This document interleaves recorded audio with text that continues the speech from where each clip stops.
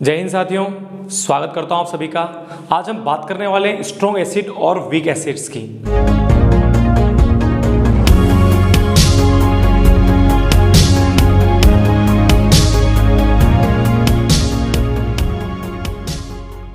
आपको ध्यान होगा हमने पिछले वीडियो में पीएच स्केल और पीएच के कॉन्सेप्ट्स के रिलेशन में बात की थी एसिड की और बेस की, और वहां हमने बात की थी कि यदि ऐसे कोई भी जो सब्सटेंसेस हैं जिनकी पीएच वैल्यू लेस देन 7 होती है उन्हें हम एसिड्स कहते हैं। यदि मोर देन 7 है पीएच वैल्यू तो हम उन्हें जो है बेस कहते हैं या एल्कलाइन कहते हैं। लेकिन यदि 7 पीएच वैल्यू है तो हम उसे न्यूट्रल बोलते हैं। आज हम अपनी इस वीडियो में बात करेंगे लेस देन 7 पीएच वैल्यूज के जो सब्सटेंसेस होते हैं, जो एसिड्स होते हैं उनकी, और उसी को डिफरेंशिएट करने के लिए आज हम स्ट्रॉन्ग एसिड और वीक एसिड के बीच में डिफरेंस को पढ़ने वाले हैं। यदि हम नाम की बात करें तो स्ट्रॉन्ग एसिड में जो स्ट्रॉन्ग वर्ड है वो एम्फेसाइज करता है एसिडिटी के स्ट्रेंथ की, चाहे स्ट्रॉन्ग एसिड हो या वीक एसिड। जब हम इन दोनों में से किसी भी जब वाटर में डिसॉल्व करते हैं तो ये क्या करते हैं, वहाँ यानी कि एक्वस सोल्यूशन में क्या प्रोवाइड करते हैं, H+ आयन। लेकिन H+ आयन प्रोवाइड करने की ये जो इनकी टेंडेंसी होती है इसमें डिफरेंस होता है। जहाँ तक स्ट्रॉन्ग एसिड की बात है, इसका नाम एम्फेसाइज करता है स्ट्रॉन्ग यानी स्ट्रॉन्गली, यानी ऐसे एसिड जो एक्वस सॉल्यूशन में स्ट्रॉन्गली बहुत फास्ट जो है H+ आयन प्रोवाइड करते हैं तो हम उन्हें कहते हैं स्ट्रॉन्ग एसिड। जबकि वीक एसिड्स अपने एक्वस सॉल्यूशन में जो हाइड्रोजन आयन होते हैं वो बहुत वीकली प्रोवाइड करते हैं, यानी जो उनकी स्पीड होती है वो बहुत स्लो होती है। That's why they are known as weak acid. तो न केवल एक्वस सॉल्यूशन में हाइड्रोजन आयन की जो स्पीड होती है वो अलग अलग होती है, बल्कि ये जो हाइड्रोजन आयन वहाँ पर प्रोवाइड करते हैं उनका जो अमाउंट होता है वो भी अलग अलग होता है। यानी जहाँ तक स्ट्रॉन्ग एसिड की बात है तो ये एक्वस सॉल्यूशन में हाइड्रोजन आयन जो है वो लार्ज अमाउंट में प्रोवाइड करते हैं, यानी बहुत ज़्यादा हाइड्रोजन आयन प्रोवाइड करते हैं स्ट्रॉन्ग एसिड जब हम इनके एक्वस सॉल्यूशन की बात करते हैं। इसके अपोजिट जो वीक एसिड्स होते हैं वे अपने एक्वस सॉल्यूशन में जो हाइड्रोजन आयन होते हैं वो लेस अमाउंट में प्रोवाइड करते हैं, यानी ना केवल स्पीड बल्कि अमाउंट जो है इनका किसका, हाइड्रोजन आयन प्रोवाइड करने का, वो भी अलग अलग होता है जब हम बात कर रहे होते हैं स्ट्रॉन्ग एसिड और वीक एसिड की। ऐसा क्यों होता है कि स्ट्रॉन्ग एसिड क्या करते हैं, जब हम उसके एक्वस सॉल्यूशन की बात कर रहे होते हैं तब वहां पर वो अपने आयंस में कंप्लीटली डिसोसिएट हो जाते हैं, जबकि इसके अपोजिट वीक एसिड्स जो हैं उनका डिसोसिएशन जो है किसमें, उनके आयंस में, वो कंप्लीटली नहीं हो पाता है। इसे हम एक एग्जांपल से समझ लेते हैं। फॉर एग्जांपल हम बात करते हैं स्ट्रॉन्ग एसिड H2SO4 की, और वीक एसिड है हमारे पास एसिटिक एसिड यानी कि CH3COOH। मान लेते हैं हमने H2SO4 के 100 मॉलिक्यूल्स किसी ऐसे बीकर में हमने मिलाए हैं जिसमें हमने पानी भर रखा है। सिमिलरली हम CH3COOH यानी एसिटिक एसिड के भी जो 100 मॉलिक्यूल्स हैं उनको हम ले लेते हैं किसी ऐसे बीकर में जिसमें हमने पानी ले रखा है। अब वहाँ क्या होगा, जो H2SO4 है इट में भी पॉसिबल कि 100 के 100 मॉलिक्यूल्स जो हैं वो क्या हो, डिसोसिएट्स हो जाए अपने आयंस में। कौन से आयंस, H+ आयन यानी हाइड्रोजन आयन और SO4 -2 यानी कि सल्फेट आयन। तो ये पॉसिबल है कि H2SO4 के जितने भी मॉलिक्यूल्स हमने पानी में मिलाए हैं सभी मॉलिक्यूल्स जो हैं वो डिसोसिएट हो जाएं।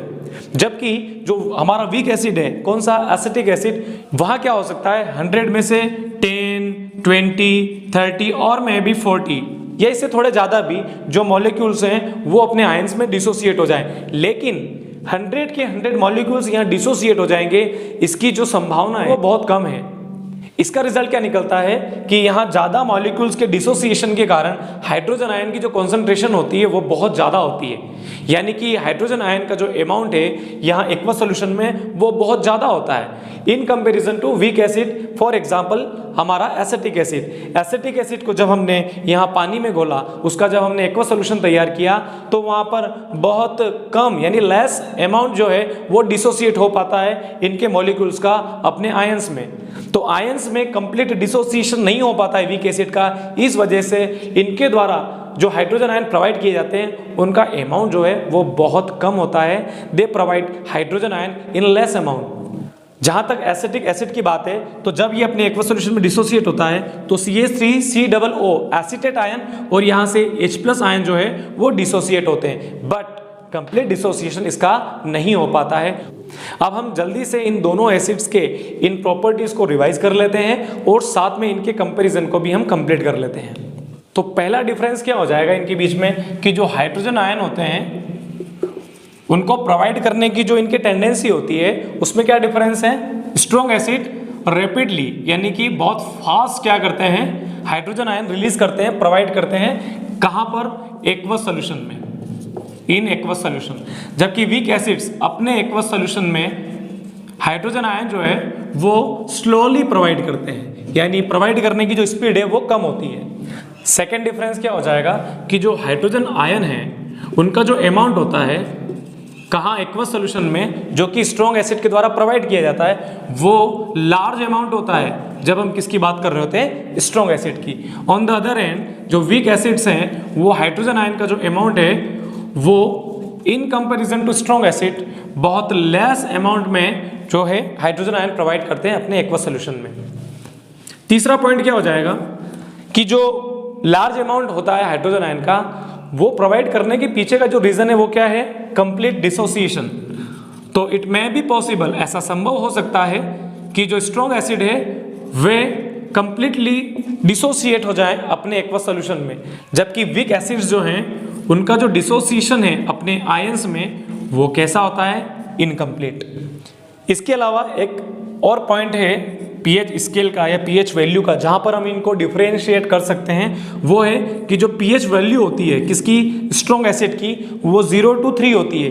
इट मीन्स इनका जो पीएच होता है वो लेस देन 3 होता है, जबकि जो वीक एसिड्स होते हैं उनकी पीएच वैल्यू होती है 3 to 7, यानी कि more than 3 but less than 7।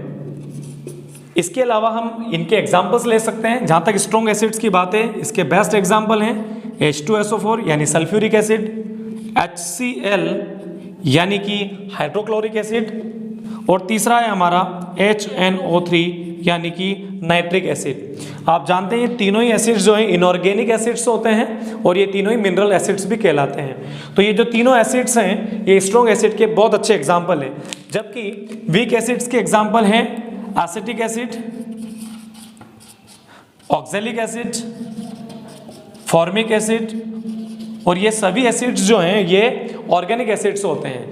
हालांकि ये कहना सही नहीं होगा कि सभी इनऑर्गेनिक एसिड्स जो हैं वो स्ट्रॉन्ग एसिड होते हैं और जितने भी वीक एसिड होते हैं उनके एग्जाम्पल्स केवल ऑर्गेनिक एसिड्स होते हैं, ऐसा हम नहीं कह सकते हैं, क्योंकि कुछ ऐसे भी इनऑर्गेनिक एसिड्स होते हैं जो कि स्ट्रॉन्ग एसिड ना होकर वीक एसिड्स होते हैं। हम उनके भी कंफ्यूजन को दूर कर लेते हैं। मैं आपके सामने 4 एसिड्स के एग्जाम्पल ले रहा हूँ। एक है HNO3, एक है H2SO4। HNO3 से मिलता जुलता एक एसिड होता है HNO2 और H2SO4 से ही मिलता जुलता एक एसिड होता है H2SO3। ये है हमारा नाइट्रिक एसिड। HNO3 जो है वो है नाइट्रिक एसिड, जबकि H2SO4 है सल्फ्यूरिक एसिड। HNO2 जो है वो है नाइट्रस एसिड, जबकि H2SO3 है सल्फ्यूरस एसिड। तो HNO3 nitric, HNO2 nitrous, H2SO4 sulphuric, H2SO3 sulphurous acid.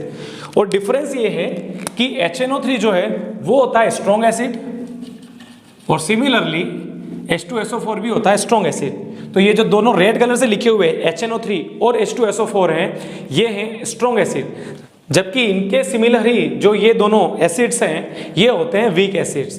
तो कभी कभी क्या होता है इन्हें पूछ लिया जाता है और हम इनके बीच में कंफ्यूज होके इन्हें स्ट्रॉन्ग एसिड मान लेते हैं, जबकि ऐसा नहीं होता है।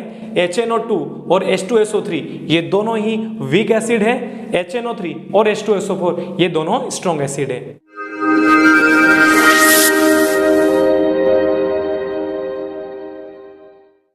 उम्मीद करता हूं कि इंग्लिश मीडियम के स्टूडेंट के पॉइंट ऑफ व्यू से बनाया गया ये वीडियो आपको पसंद आया होगा।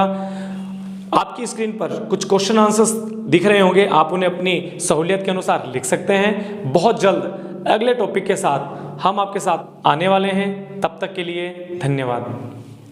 है।